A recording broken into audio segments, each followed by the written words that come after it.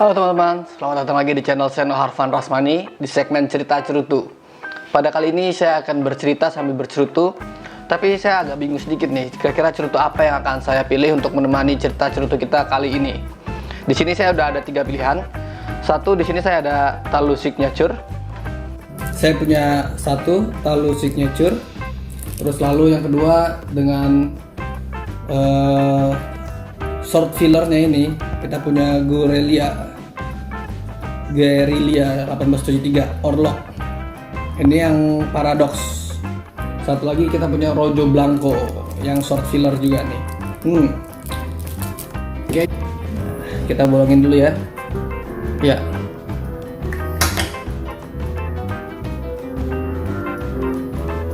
Ini hasil dari puncher. Nah, bentuknya nggak enak juga ya kalau dilihat-lihat ya. Tapi ya inilah hasil dari cutter puncher, namanya punch. Nih, jadi dia cuma ngebolongin sigarnya aja. Oke, kalau gitu kita langsung coba bakar ya.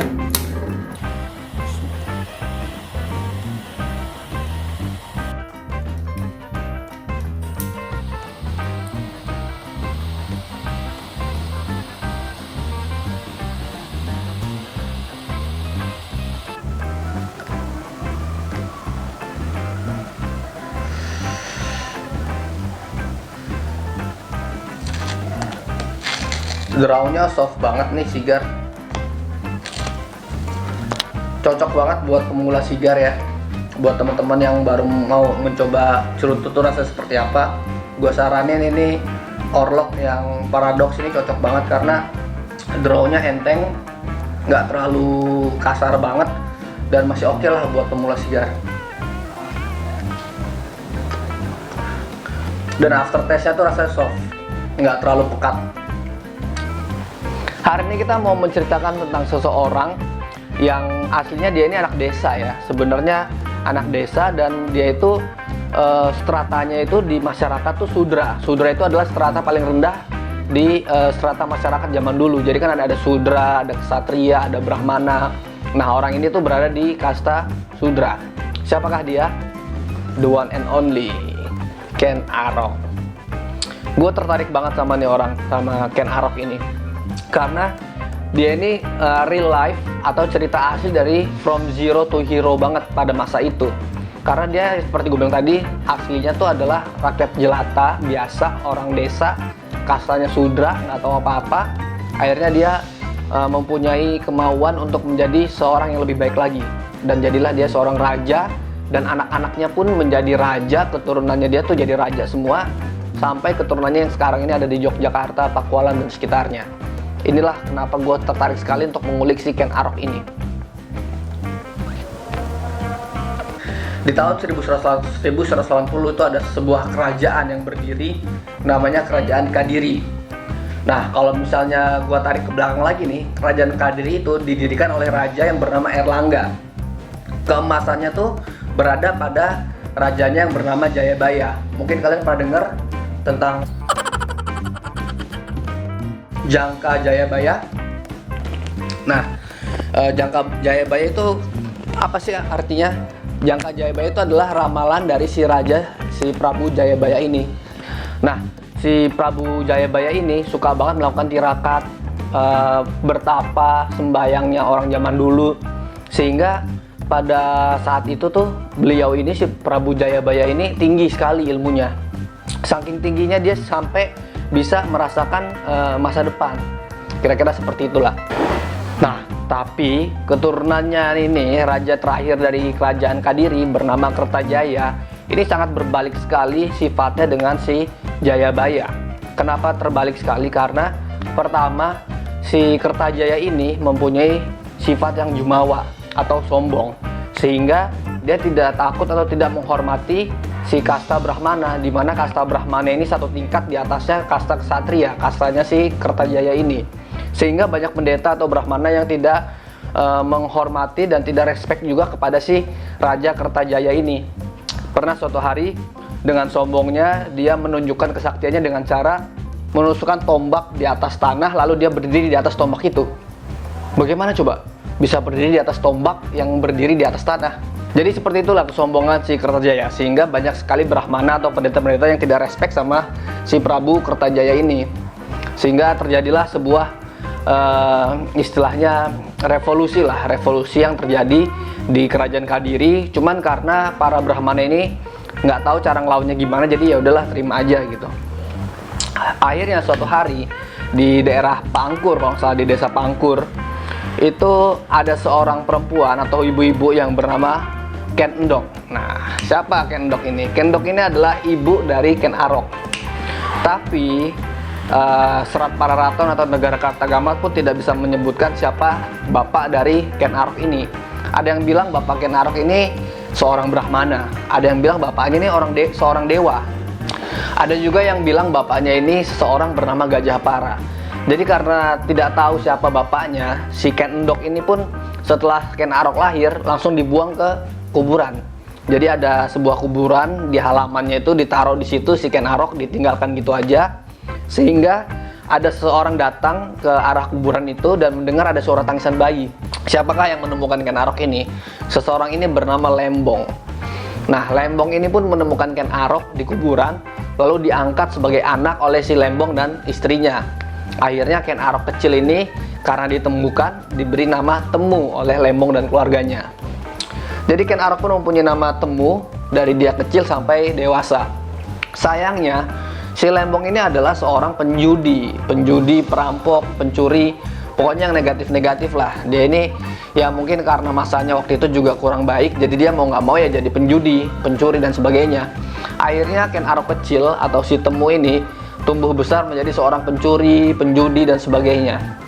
Pernah suatu hari si Ken Arok ini karena saking sukanya main judi, dia mempertaruhkan semua sapi-sapinya si Lembong untuk bermain judi. Ayo turun.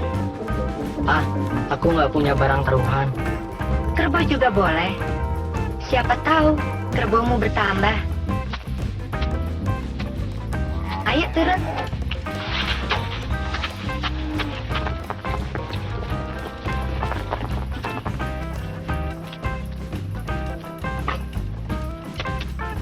Ken Arok!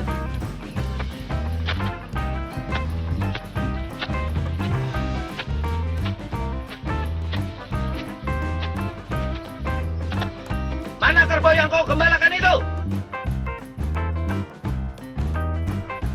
Hah?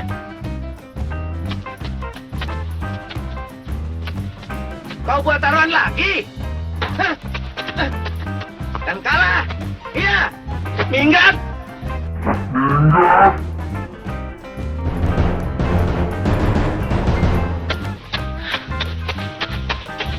Akhirnya si Ken Arok pun merantau ke desa-desa dan menjadi perampok, pembegal bersama teman-teman yang lain, hidup di jalanan lah istilahnya. Nah, tapi baiknya Ken Arok ini, dia itu tidak mencuri dari rakyat biasa. Dia itu mencuri dari seorang yang bernama Tunggul Ametung. Siapa sih Tunggul Ametung ini? Nah, sebentar, seruput kopi dulu.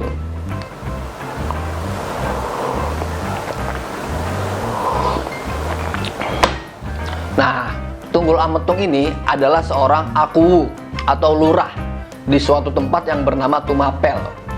Jadi nama daerah itu Tumapel, yang rajanya itu adalah Raja Kadiri, si Kertajaya tadi. Jadi ada raja bawahan atau kabupaten namanya Tumapel yang dikuasai oleh seseorang bernama Tunggul Ametung. Nah, Tunggul Ametung ini pun juga sifatnya sama seperti si kerajaan Kadiri itu, sombong. Ini lebih parah lagi malah, suka memeras rakyat jelata, suka menaikkan pajak, suka mencuri dari rakyat jelata. Bahkan dia pun sempat juga memperkosa gadis-gadis yang ada di Tumapel. Jadi rakyat jelata itu yang punya gadis-gadis diculik oleh si Tunggul Ametung dan diperkosa oleh dia. Jadi sangat parah banget ya rezimnya si Kertajaya dan Tunggul Ametung. Udah pasti rakyat jelata atau orang-orang desa dan Brahmana pun tidak menyukai rezimnya si Tunggul Ametung dan Kertajaya ini. Nah, akhirnya si Ken Arok ini terdengarlah beritanya sampai ke Tunggul Ametung. Dan Tunggul Ametung tuh mengirim pasukan atau prajurit untuk menangkap si Ken Arok. Ken Arok pun lari sampai ke suatu desa. Di sana dia bersembunyi di suatu tempat, rumahnya seseorang yang lagi bercocok tanam. Untungnya ada satu cangkul yang lagi nggak kepake, dia pura-pura nyangkul di situ. Dia pura-pura nyangkul, dan si orangnya itu yang punya tanamannya itu, punya sawahnya itu ditanya, apakah kamu melihat ada seseorang yang lewat sini? Kata si yang punya tanaman itu, yang punya sawah, enggak, saya nggak lihat siapa-siapa di sini, ini anak-anak saya semua gitu. Selamatlah akhirnya Ken Arok dari kejaran prajurit Tunggul Ametung itu. Ada prajuritnya lari, si Ken Arok pun berterima kasih kepada seseorang ini. Siapakah seseorang itu? Seseorang itu bernama Bangu Samparan. Nah, Bangu Samparan ini pun akhirnya mengangkat si Ken Arok untuk menjadi anaknya dan tinggal bersama istrinya. Istrinya ada dua kalau nggak salah. Istri pertama sama istri kedua. Dia tuh kalau nggak salah tinggal sama istri muda. Istri muda ini anaknya banyak. Salah satunya tuh ada yang bernama Ken Umang. Nah, Ken Umang ini baiklah sama Ken Arok. Sedangkan adik-beradik yang lainnya tuh nggak baik sama Ken Arok. Nah, Ken Umang ini karena baik, jadi suatu hari nanti si Ken Umang ini jatuh cinta sama Ken Arok dan dinikahkan oleh Ken Arok dan menjadi selirnya Ken Arok. Anaknya mereka itu ntar menjadi keturunan raja, menjadi raja di Singosari. Jadi, si Bangu Samparan ini mempunyai teman bernama Loh Gawe. Loh Gawe ini adalah seorang pendeta ya. Jadi nanti suatu hari si Ken Arok ini selain diajarin ngerampok segala macam itu, dia diajarin juga ke pendeta. Jadi lucu juga tuh. Biar hidupnya sedikit lurus lah, akhirnya dijadiin santri lah sama si Loh Gawe ini. Diajarin ilmu-ilmu kependetaan tentang Brahmana, kesaktian, dan si Ken Arok ini juga cepet tangkep, lagi orang yang pinter juga dia. Akhirnya dia mengikuti ajaran-ajarannya Loh Gawe dan dia pun juga cepet naik kelasnya menjadi seseorang yang sakti dan pandai. Nah, keadaan di Tumapel ini semakin parah, ditambah lagi ada seseorang pendeta yang bernama Empu Purwo. Empu Purwo ini mempunyai seorang gadis bernama Ken Dedes. Nah, kalian mungkin familiar dengan nama Ken Dedes ini. Ken Dedes ini pun terkenal dengan kecantikannya, cantik jelita. Sehingga si Tunggul Ametung pun mendengar berita ini dan langsung ingin memperistri si Ken Dedes. Akhirnya dia datang ke rumahnya Empu Purwo, berniat untuk menculik si Ken Dedes. Terlebih lagi pas sampai di rumahnya Empu Purwonya pun nggak ada, lagi bersemedi di suatu tempat gitu. Akhirnya cuma si Ken Dedes doang sendirian, diculiklah Ken Dedes, dikawin paksa sama si Tunggul Ametung. Akhirnya mau nggak mau, ya udah menjadi istrinya si Tunggul Ametung secara paksa.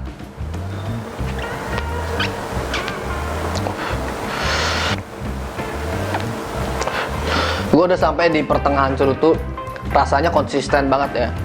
Dia tetap tembakaunya tuh soft, nggak terlalu berat. Drawnya juga enteng, gue nariknya juga nggak kempot, jadi masih oke lah buat ngobrol-ngobrol santai sore-sore. Oke, lanjut ke ceritanya. Akhirnya si Ken Dedes pun dinikahkan secara paksa oleh Tunggul Ametung.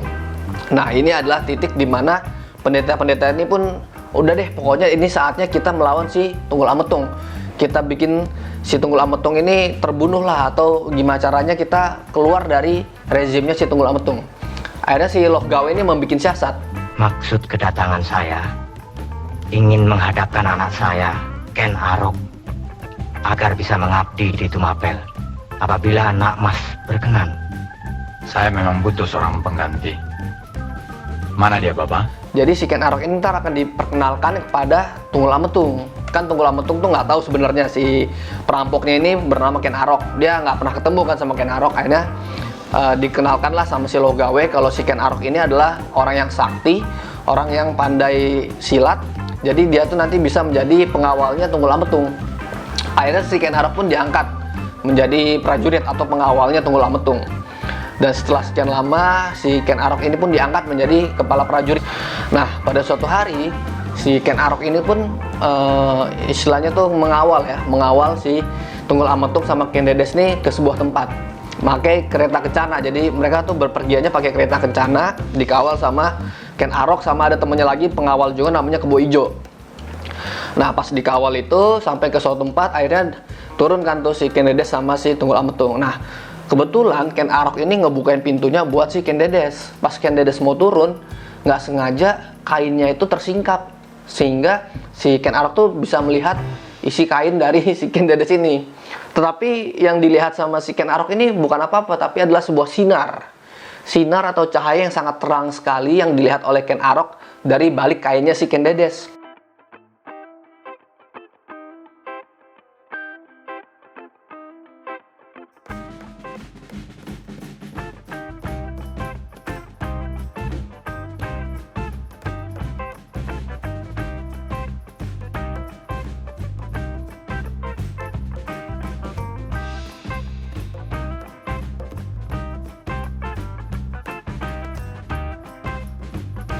Akhirnya si Ken Dedes pun bingung kan, kok ada sinar. Setelah kejadian itu dia pun cerita kepada Loh Gawe. Ini tandanya nih apa nih Pak Pendeta, kok saya melihat sinar terang sekali dari balik roknya atau balik kainnya si Ken Dedes. Akhirnya si Loh Gawe pun kasih tahu, itu artinya siapapun nanti yang menikahi Ken Dedes dan Ken Dedes pun melahirkan, atau orang yang lahir dari rahimnya si Ken Dedes itu akan menjadi raja di Pulau Jawa sampai keturunan-keturunannya. Wah, si Ken Arok langsung, wah kalau gitu gue harus nih nikahin si Ken Dedes. Gimana caranya gue harus nikahin Ken Dedes nih? Makin terbakar asmaranya untuk menikahi Ken Dedes. Ditambah lagi dia ingin anak-anaknya pun menjadi raja-raja di Pulau Jawa nanti. Kes, istri Tunggul Amet dong. Ken Dedes. Kau dengar itu? Anakku lanang mau mengawini istri Tunggul Amet dong. Dan bocah-bocah ini rupanya mau menjadi raja. Akhirnya si Ken Arok pun mencari cara. Gimana caranya gue bisa ngebunuh si Tunggul Ametung. Kan si Tunggul Ametung ini terkenal dengan kesaktiannya, sakti mandraguna. Jadi dia harus mencari alat atau keris lah untuk membunuh si Tunggul Ametung ini. Nah, kebetulan Bango Samparan ini atau bapak angkatnya yang kedua ini, dia kenal sama seseorang bernama Empu Gandring yang jago mengasah keris. Ada ratusan pandai keris di Lulumbang. Tapi hanya ada satu yang bisa disebut Empu. Gandring namanya. Kawan seperguruanku. Jadi keris buatannya Empu Gandring ini udah terkenal lah. Ini keris sakti pasti. Bukan keris main-main lagi yang dibikin sama Empu Gandring. Datanglah akhirnya si Ken Arok kepada Empu Gandring. Dia ngasih tahu, "Puh, saya perlu keris yang sangat sakti untuk bisa membunuh Tunggul Ametung." Oke, boleh, gua bisa bikin keris itu. Tapi ini butuh proses yang cukup lama. Akhirnya dia deal-dealan sehingga proses pembuatan kerisnya ini selama 1 tahun. Lihat, aku punya besi bagus, tapi perlu waktu lama untuk menghilangkan dan membersihkan dari pengaruh jahatnya. Ambillah 1 tahun lagi. 5 bulan saja, Empu. Tidak bisa. Tapi Ken Arok pun nggak sabaran orangnya. Duh, jangan 1 tahun deh, kelamaan nih. Bisa lebih cepet lagi nggak gitu kan? Udah, pokoknya ntar kalau udah selesai gue kasih tahu deh. Ya udah, akhirnya Ken Arok pulang tuh. Akhirnya setelah 5 bulan dia kembali lagi kepada si Empu Gandring. Dia tanya, "Bro, gimana bro? Keris buatan lu itu yang buat gua, yang gua pesen, udah jadi belum?" "Ini kan baru bulan ke-5, kan gue bilang 1 tahun. Waduh, jangan 1 tahun deh, kelamaan nih. Ada nggak kerisnya? Coba dong gue lihat dong," gitu kan. Akhirnya si Ken Arok pun ngeliat kerisnya. Pas dia melihat kerisnya, mungkin dengan gelap mata atau udah nggak sabaran, si Ken Arok ini ngebunuh Empu Gandring, sehingga Empu Gandring pun tewas. Boleh aku pegang?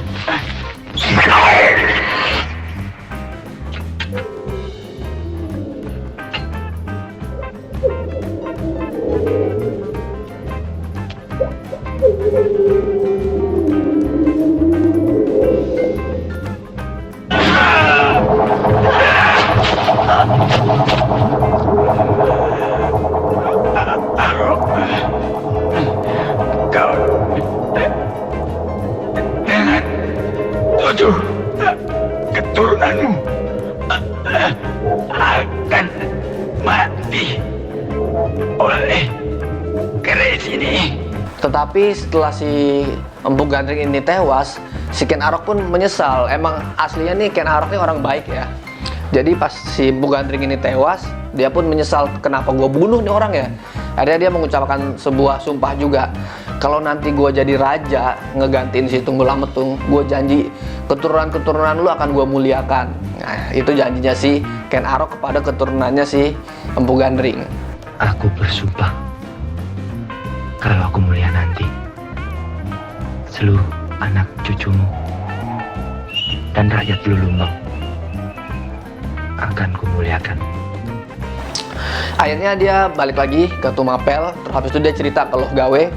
Dia kasih tahu ini keris udah ada, gimana caranya gue bisa ngebunuh si Tunggul Ametung, apa yang harus gue lakukan. Akhirnya dibikin siasat oleh Logawe. Jadi gini siasatnya. Si temennya dia ini yang sesama pengawal prajurit itu bernama Kebo Ijo. Orangnya ini norak lah, norak, suka pamer gitu. Akhirnya dibikin siasat, nanti pas lu sampai di istana Tumapel, lu tunjukin keris itu kepada Kebo Ijo. Biar nanti Kebo Ijo itu iri dan dia tuh mau minjem keris lu dan dipamerin kepada orang-orang yang ada di Tumapel. Sehingga orang-orang yang di Tumapel ini mengira keris itu adalah keris punyanya si Kebo Ijo. Apa itu? Keris ya? Ya, tapi jelek. Lihat ya. Boleh ku pinjam? Hah?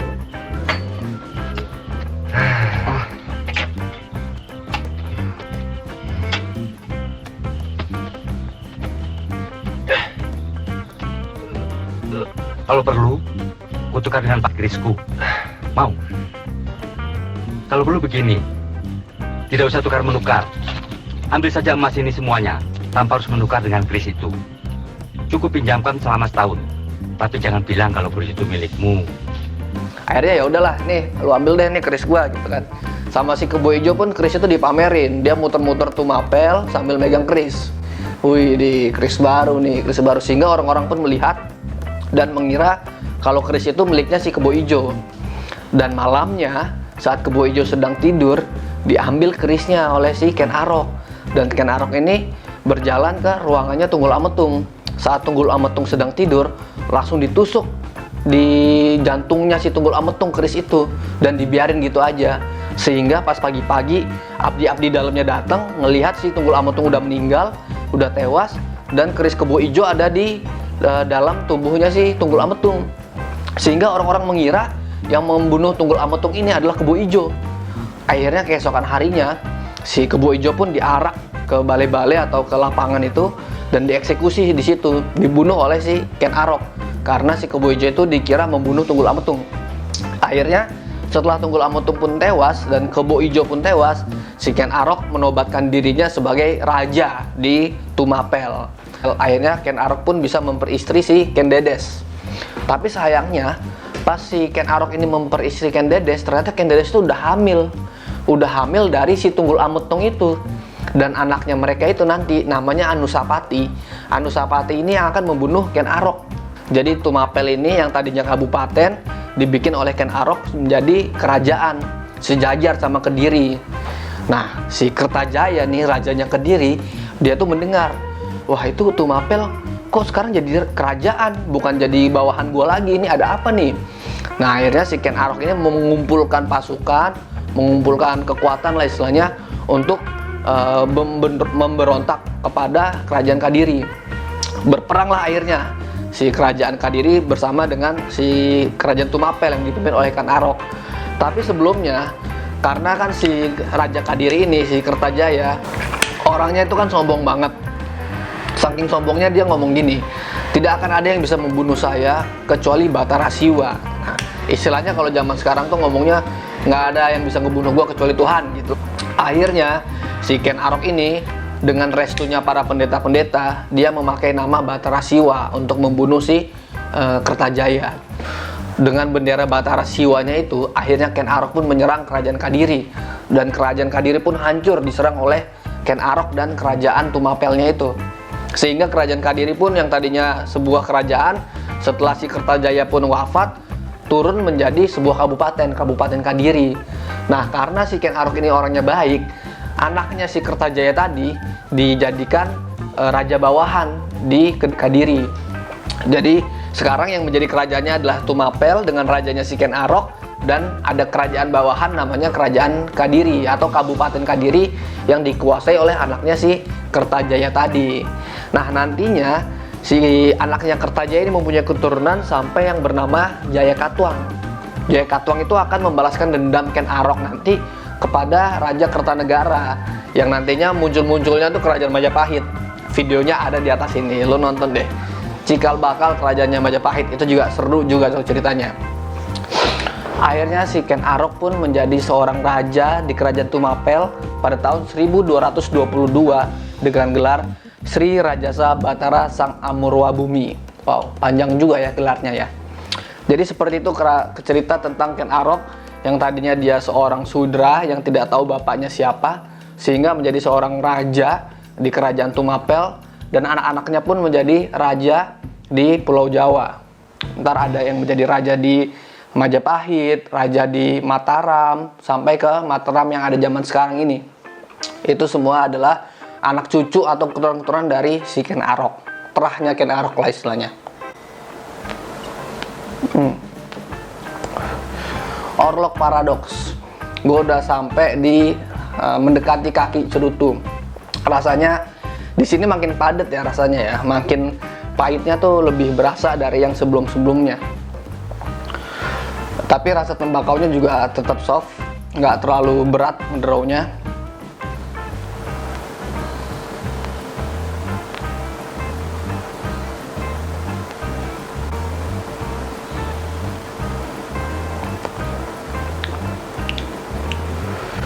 Sedap men rasanya men, cocok banget. Ini berarti kira-kira kurang lebih nggak nyampe sejam ya kayaknya ya, cuman 30-45 menit nih. Nanti di episode selanjutnya kita coba cerutu ini ya, Rojo Blanco. Sama ada satu lagi, Talu yang mana nih ya, Talu Torpedo ya kalau nggak salah. Jadi begitu cerita dari si Ken Arok ini. Apakah Anda menikmati cerita tentang Ken Arok ini? Tolong komen di bawah, dan mohon maaf juga kalau misalnya ada salah-salah kata-kata dan kalimat-kalimat yang saya ucapkan salah. Saya mengambil semuanya dari buku Ken Arok ini, karya dari Dr. Andes Haji Muhammad Syamsuddin MSI. Hitam putih Ken Arok dari kejayaan hingga keruntuhan. Ini yang gue pakai buat referensi cerita tentang Ken Arok, dan ada lagi satu lagi, hitam putih kekuasaan raja-raja Jawa.